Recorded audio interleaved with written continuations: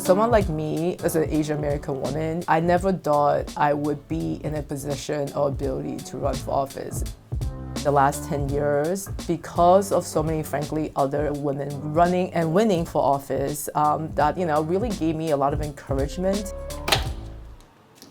I'm Sandra Ung, and I grew up in this district that I represent right now. I was born in Cambodia, and my family and I escaped the genocide in Cambodia. And I came to the United States when I was 7 years old, and I moved to Flushing, Queens when I was 10. And ever since then, I have been in Flushing. Actually, I never left Flushing. I went to all the public schools in Flushing. When I first came to Flushing, I was the first Asian American family that's in this block. Now, it's the whole entire block is all Asian Americans, which just tells you the immigration patterns. One of my priorities for this district is to make sure people who grew up here wouldn't leave Flushing. They would still stay in Flushing and feel like Flushing is a great place to raise their family.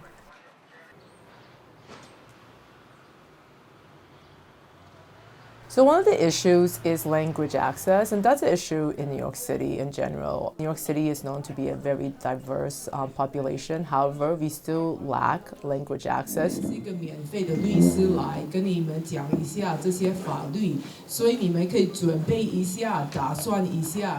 Actually, a lot of city agencies still, do not really provide adequate translations.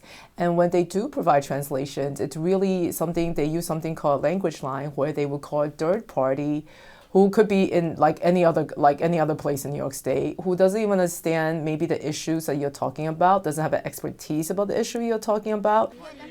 Hello. I feel like because this community doesn't have access to resources often, that it was important to me to bring these type of issues to the community.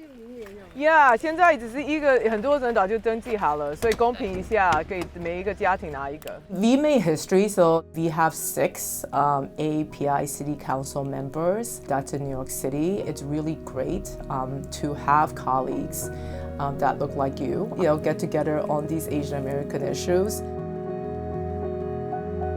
I passed, the Lunar New Year resolution, New York City Council, which asked for Congress and the President to sign into law the Congresswoman's bill that makes Lunar New Year a federal holiday.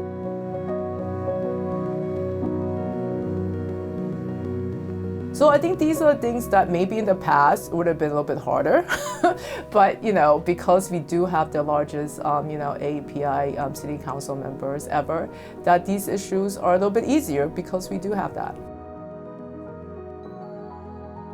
There's nothing I do in terms of thinking for the district or in legislation that I do not think about the Asian American community.